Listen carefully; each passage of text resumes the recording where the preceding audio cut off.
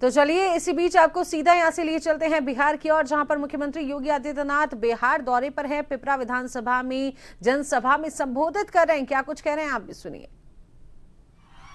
आज बहनों और भाइयों, आप देख रहे होंगे बिहार के अंदर सड़क है, बिहार के अंदर बिजली है, बिहार के अंदर एयरपोर्ट है, बिहार के अंदर एनआईटी है, आईआईटी है, आईएम है, एम्स है, इंजीनियरिंग कॉलेजेस की श्रृंखला है और आज बिहार के अंदर मेडिकल कॉलेजेस की भी श्रृंखला है। आज बिहार के अंदर रोजगार भी है और बिहार के अंदर सुरक्षा और सम्मान के लिए भी प्रभावी कदम उठाए जा रहे हैं। बहनों और भाइयों, यही है सुशासन की सुदृढ़ आधार और इसी सुदृढ़ आधार पर नए बिहार का निर्माण करने के लिए एनडीए आपके पास आया है। मोदी जी के नेतृत्व में आपने 11 वर्ष में बदलते हुए भारत को देखा है। आज बहनों और भाइयों, भारत के अंदर विरासत भी है, विकास भी है और गरीबों का कल्याण भी है। विरासत के लिए आपने देखा होगा, जो कांग्रेस राम को नकारती थी, जो आरजेडी राम मंदिर के निर्माण का रथ यात्रा रोकती थी, जो समाजवादी पार्टी राम भक्तों को गोली चला करके लौलुहान करती थी, आज उसी बिहार के अंदर और उसी उत्तर प्रदेश के अंदर, अयोध्या में उत्तर प्रदेश के अंदर जैसे ही एनडीए की सरकार बनी, मोदी जी के नेतृत्व में डबल इंजन की सरकार बनी, आज अयोध्या में भगवान राम का भव्य मंदिर का निर्माण हो गया है। याद करिए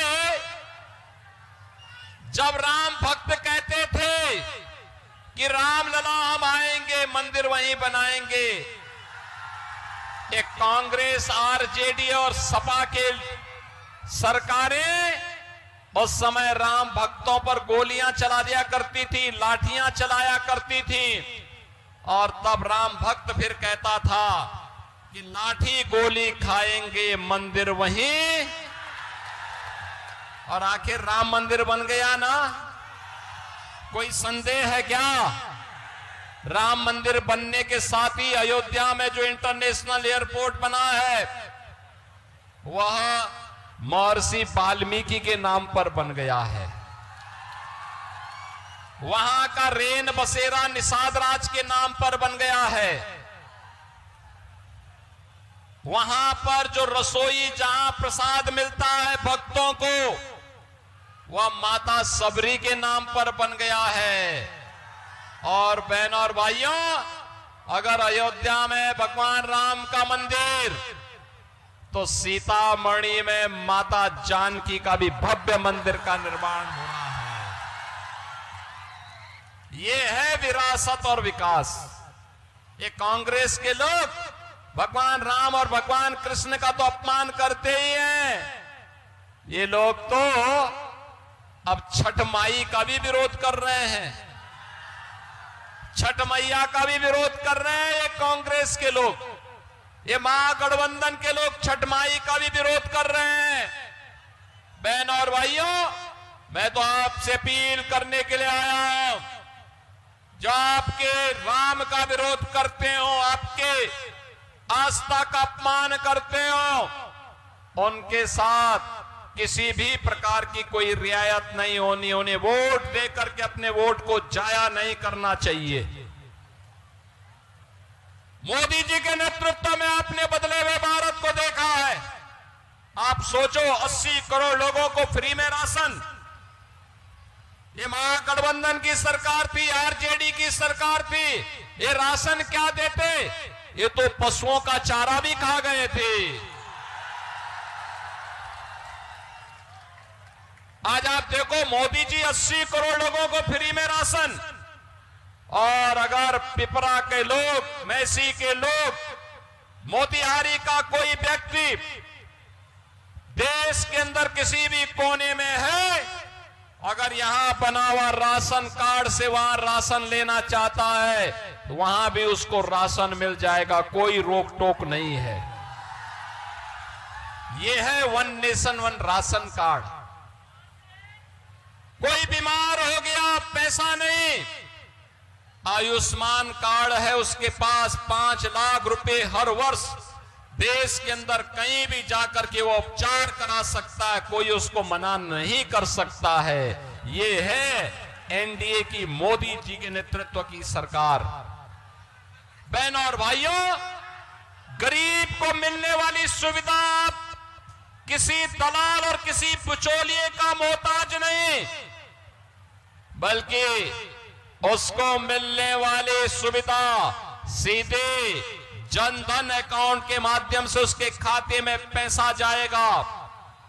बहनों और भाइयों, 12 करोड़ किसानों को किसान सम्मान निधि का लाभ जब राधा मोहन बाबू कृषि मंत्री थे, उसी समय यह सुविधा भारत के अन्नदाता किसानों को प्राप्त हो गई थी। बहनों और भाइयों, 12 करोड़ गरीबों के घर में शौचालय, किसी की जाति नहीं देखी, किसी की पाति नहीं देखी, भारत का नागरिक है, मिलना चाहिए।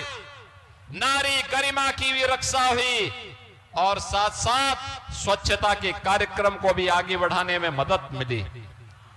बहनों और भाइयों, एक कांग्रेस की सरकार थी, याद करिए, रसोई गैस का सिलेंडर लेने में काफी मशक्कत करनी पड़ती थी। आज रसोई गैस के 11 करोड़ लोगों को फ्री में रसोई गैस के कनेक्शन पूरे देश के अंदर मोदी जी ने उपलब्ध करवा दिए। याद करिए, 4 करोड़ गरीबों के घर बन गए, 3 करोड़ गरीबों को फ्री में बिजली के कनेक्शन, यानी बिजली का कनेक्शन फ्री, राशन फ्री, स्वास्थ्य की सुविधा फ्री और स्वास्थ्य की सुविधा फ्री और पीने के लिए पानी फ्री। ये पंच गारंटी केवल एनडीए दे सकती है और एनडीए ही बिहार के नौजवानों के लिए रोजगार भी दे सकती है, नौकरी भी दे सकती है। आपने देखा होगा लखपति दीदी के अंदर 1.5 करोड़ महिलाओं को आर्थिक स्वावलंबन के मार्ग पर आगे बढ़ाने का कार्य यह भी एनडीए की मोदी जी के नेतृत्व की सरकार कर रही है। बहनों और भाइयों, एक और विकास है, विरासत का सम्मान है, गरीबों का कल्याण है और दूसरी ओर अपराधियों, नक्सलवाद, माओवाद, इसके लिए जीरो टॉलरेंस की नीति। प्रधानमंत्री मोदी जी ने कहा है मार्च 2026 तक माओवाद और नक्सलवाद को भारत की धरती से सदैव के लिए समाप्त कर देना है। तो फिर जब भारत की धरती से माओवाद और नक्सलवाद समाप्त होना है तो फिर पिपरा के लोग किसी नक्सलवादी को वोट देंगे क्या? किसी नक्सलवादी को वोट देकर के अपना वोट खराब करेंगे क्या? सुरक्षा में सेंध लगाएंगे क्या? गुंडागिर्दी और जंगल राज फिर से लाने का कुत्सित प्रयास करेंगे क्या? ये नहीं होने देना है। और हमारा तो संकल्प होना चाहिए, जो राम का नहीं वो हमारे किसी काम का, जो राम का नहीं वो हमारे किसी काम का। और यही कहने के लिए आया हूं मैं। देखो, आपके लोकप्रिय सांसद राधा मोहन बाबू अस्वस्थता के बावजूद भी लगातार प्रयास किए हैं। मोतिहारी की किस्मत को उन्होंने बदल डाला है, विकास को मजबूती के साथ आगे बढ़ाया है। क्या हाईवे, क्या कृषि विश्वविद्यालय, कृषि संस्थान और क्या केंद्रीय विद्यालय के साथ साथ यहां पर आज क्या नहीं है।